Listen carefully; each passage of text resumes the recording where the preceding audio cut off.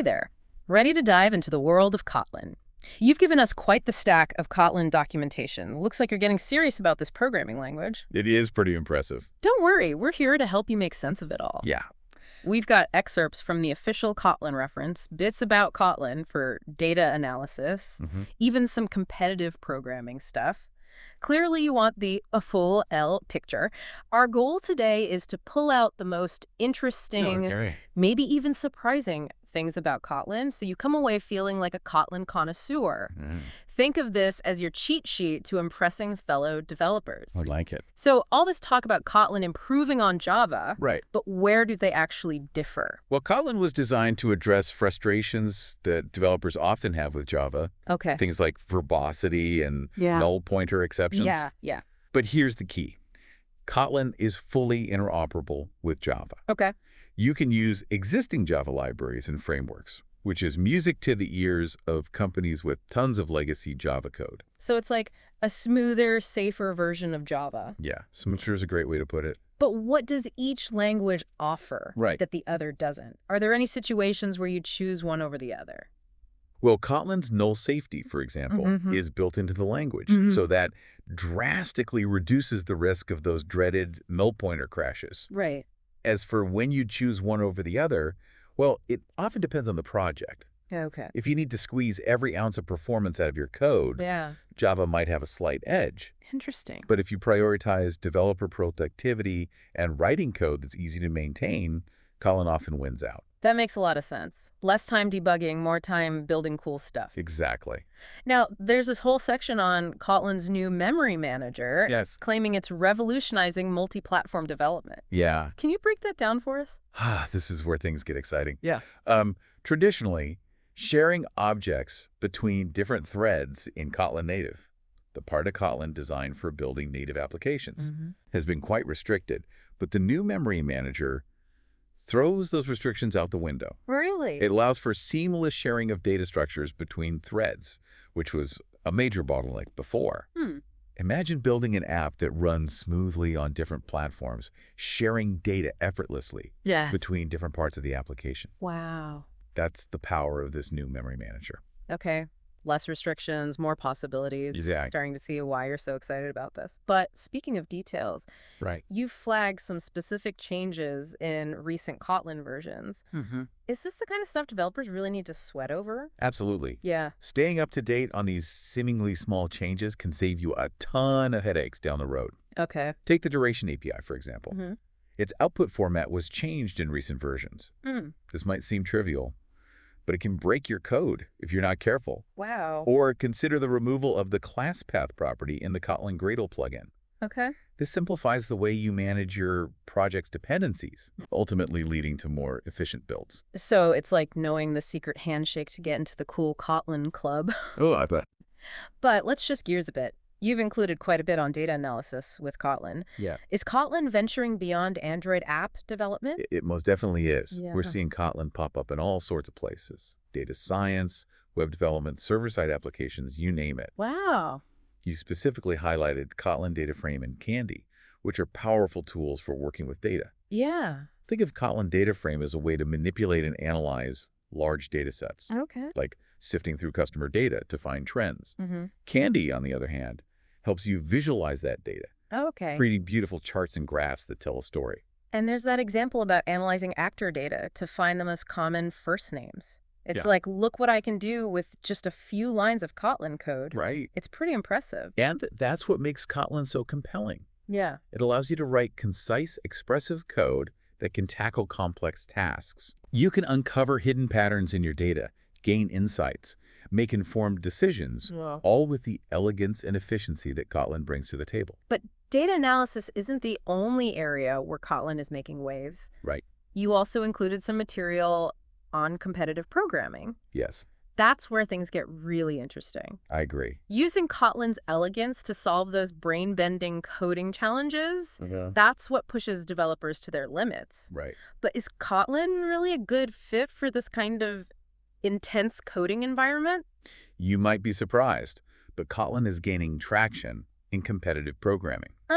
Interesting. Its conciseness and expressiveness, combined with its powerful standard library, Right. make it a fantastic tool for crafting elegant and efficient solutions. Okay. The examples you provided, like the reachable numbers and long number problems, showcase how Kotlin allows you to focus on the logic of the solution Right. without getting bogged down in boilerplate code. Okay, starting to see why you included these seemingly different areas. Right. Kotlin's not just about building apps anymore. It's not. It's more like a versatile toolbox for any coding challenge you throw at it. Precisely.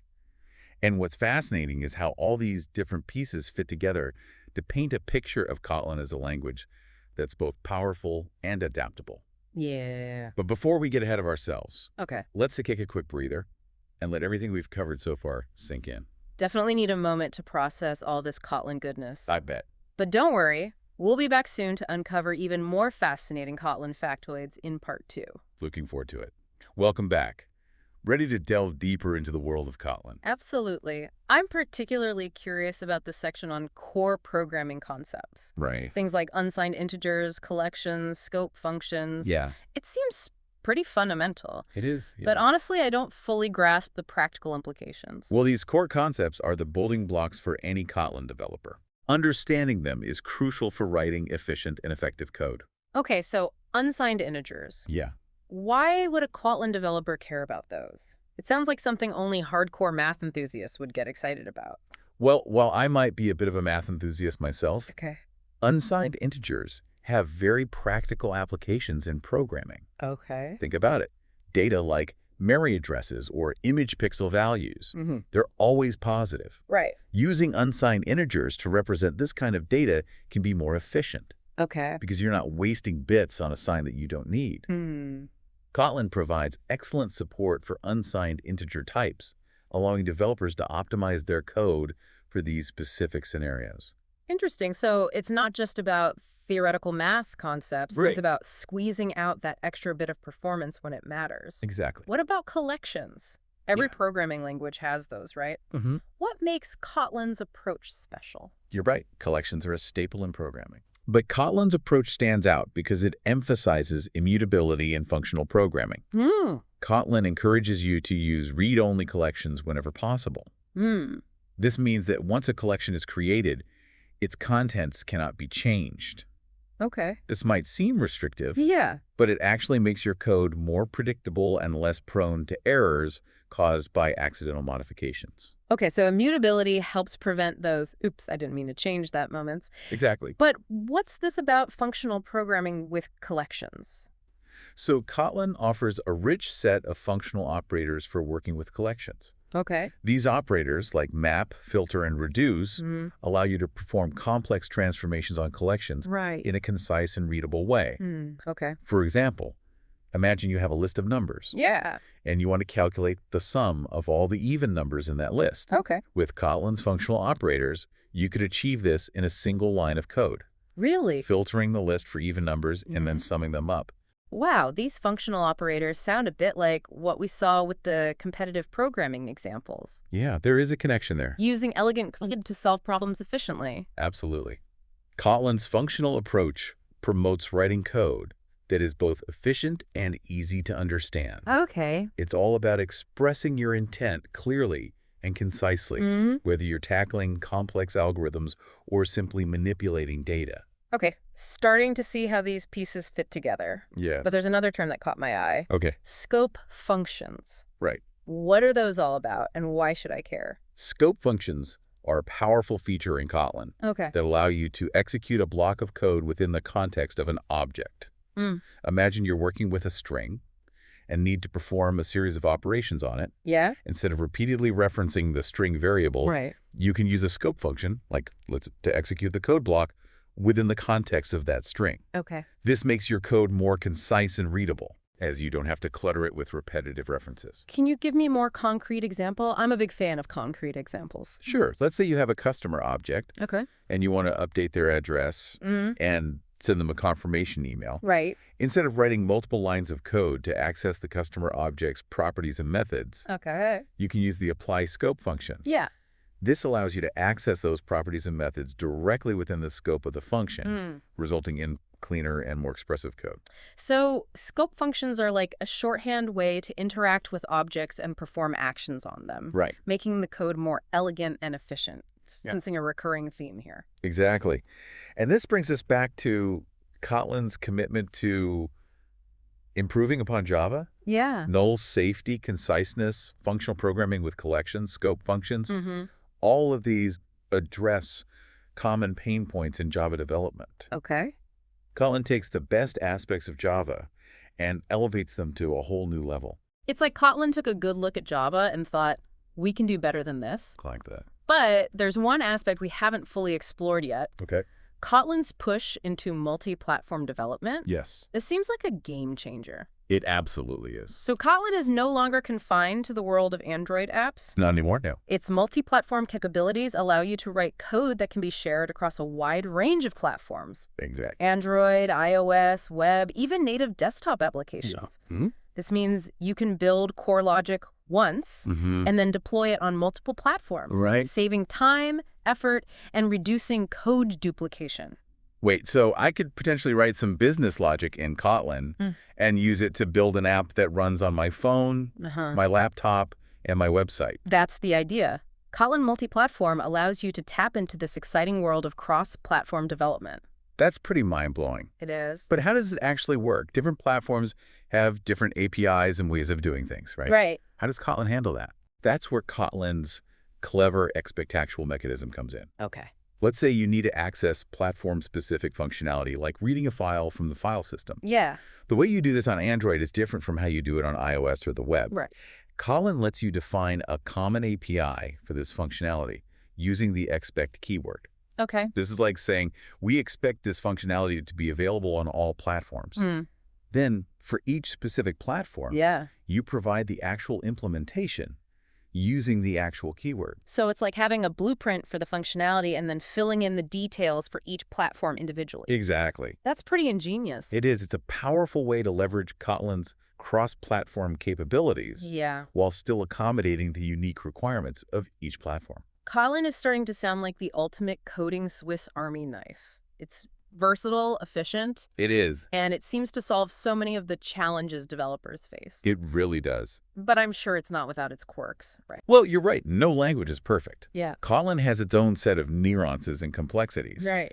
But its strengths and the benefits it offers far outweigh any minor drawbacks. It's a language that's incredibly enjoyable to work with. Yeah. And it's constantly evolving to meet the ever-changing needs of the development landscape. Totally agree. Learning a new language is always an adventure. Yeah. And it seems like Kotlin is an adventure worth taking. It is. But before we get too carried away singing Kotlin's praises, Right.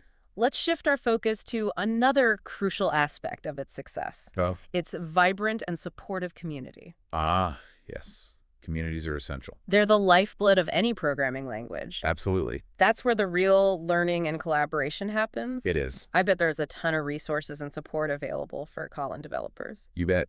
There are countless online forums, blogs, and communities where Kotlin enthusiasts gather to share knowledge, ask questions, and help each other out. So, if you're a developer looking for a modern, expressive, and well-supported language, Kotlin should definitely be on your radar. It should. And on that note, Yeah.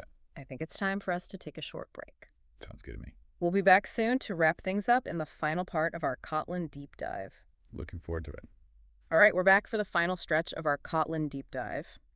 You know, as we've been exploring all these different facets of Kotlin, from its core features to its multi-platform capabilities and its vibrant community, one thing has become crystal clear to me. What's that? Kotlin feels like it was designed with the future of software development in mind. Interesting. Multi-platform development is becoming increasingly important. Right. Conciseness and readability are always in high demand. Yeah. And null safety is absolutely crucial for building robust and reliable applications. Kotlin seems to hit all the sweet spots. I agree. Kotlin is incredibly well positioned to tackle the challenges and embrace the opportunities that lie ahead in the world of software development. That's what makes it such an exciting language to learn and explore. Yeah, it's not just about learning a new syntax. Right. It's about adopting a new way of thinking about code, a new approach to problem solving. I like that. That shift in perspective can be incredibly empowering for developers. Absolutely, and that's why it's so important to go beyond simply learning the what of Kotlin and delve into the why. Right. Why were certain design decisions made? Yeah. What problems were the creators trying to solve? Yeah. Understanding the underlying principles and the motivations behind the language will make you a far more effective Kotlin developer. That makes a lot of sense. As we wrap up this deep dive, Yeah. I'm curious to hear your final thoughts. Okay. What stands out to you the most about Kotlin? What's that one thing that makes it so special? For me, it's Kotlin's ability to bridge the gaps between different worlds. Okay. It's seamlessly integrates with existing Java code, allowing companies to gradually adopt Kotlin without throwing away their legacy systems. Right, right. It empowers you to share code across multiple platforms, Yeah. breaking down the silos between mobile, web, and desktop development. And it even simplifies interactions with other languages like Swift and Objective-C, fostering collaboration and knowledge sharing across different programming communities. Oh, wow. Kotlin is a true unifier, a language that breaks down barriers and brings developers together. That's beautifully put. It really captures the essence of Kotlin, a language that's inclusive, innovative, Right. and forward-looking. And for you, listening, I hope this deep dive has sparked your curiosity about Kotlin and inspired you to explore it further. Yeah. Who knows, maybe you'll become the next Kotlin enthusiast, sharing your knowledge and contributing to this amazing community. You never know. But even if you don't end up writing Kotlin code every day, understanding its core principles and its impact on the software development landscape will undoubtedly make you a more well-rounded and insightful developer. Absolutely. Remember, the journey of learning never truly ends. There's always something new to discover, a new challenge to tackle, a new perspective to gain. Embrace that journey, stay curious, and keep pushing the boundaries of what's possible. So armed with all these Kotlin factoids, go forth and code. Yeah. We're excited to see what you create. Until next time, happy coding.